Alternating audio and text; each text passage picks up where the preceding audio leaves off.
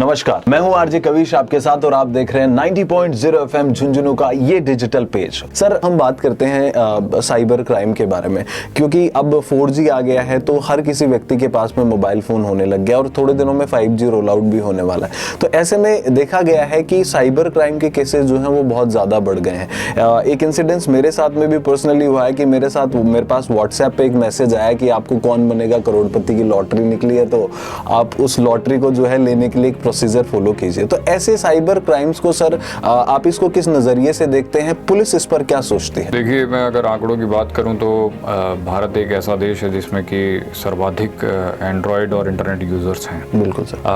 अब टेक्नोलॉजी के साथ साथ जो अच्छी चीज़ें तो आती हैं, पर उसके साथ साथ कुछ बुराइयां भी जो है वो साथ में आती हैं। वर्तमान समय में जो चीज़ें हो रही हैं हमारे आसपास में, जो कि हम देख रहे हैं और दैनिक जीवन में अपने उस चीज़ को देख पा रहे हैं, वो ये है कि आम आदमी ने एंड्रॉयड मोबाइल तो ले लिया है, इंटरनेट का प्रयोग भी वो कर रहा है, बट कहीं ना कहीं साइबर अपराध के खतरों से वो रूबरू नहीं है। बिल्कुल, उनसे थोड़ा सा अनभिज्ञ है और इसी जानकारी की कमी के कारण जो अपराधी हैं वो इन चीज़ों का फ़ायदा उठाते हैं और साइबर अपराधों को कारित करते हैं। साइबर अपराधों से बचने के लिए या इनसे हम अगर कहें कि इनकी रोकथाम के लिए सबसे इम्पोर्टेंट चीज़ जो है वो यूज़र को खुद को अवेयर होना पड़ेगा।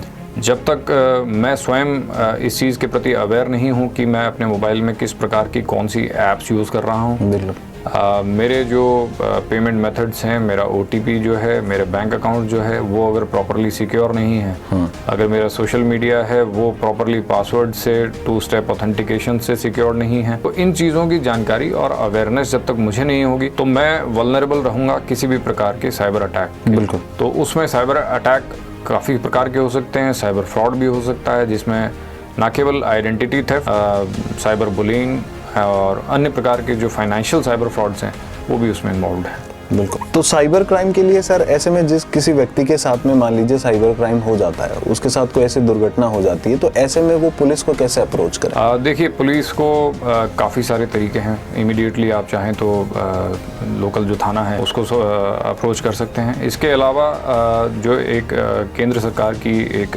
जो है हेल्पलाइन नंबर है 1930, उसको भी अप्रोच कर सकते हैं फाइनेंशियल फ्रॉड्स के केसेस में। फॉर एग्जांपल, अगर आपके मोबाइल से कहीं कोई पेटीएम से कुछ QR कोड स्कैन करके यदि किसी प्रकार का कोई फ्रॉड हो गया है तो इमीडिएटली आप 1930 पर कॉल करके वो अपना जो अमाउंट है उसको ब्लॉक करवा सकते हैं, उसको पुनः वापस प्राप्त कर सकते हैं। अन्य प्रकार के जो साइबर ऑफेंसेस जो हो रहे हैं आज के समाज में, चाहे वो आइडेंटिटी थेफ्ट हो या सेक्सटॉर्शन हो या और प्रकार के जो अपराध जो हो रहे हैं, उसके लिए आप अपने संबंधित थाने को अप्रोच कर सकते हैं और FIR अपनी दर्ज करवा सकते हैं। और डेफिनेटली आज के समय पे राजस्थान पुलिस जो है काफ़ी सशक्त है और केपेबल है साइबर अपराधों से निपटने के लिए। झुंझुनू शहर का अपना radio station FM Jhunjhunu 90.0 FM, हर तरंग आपके संग।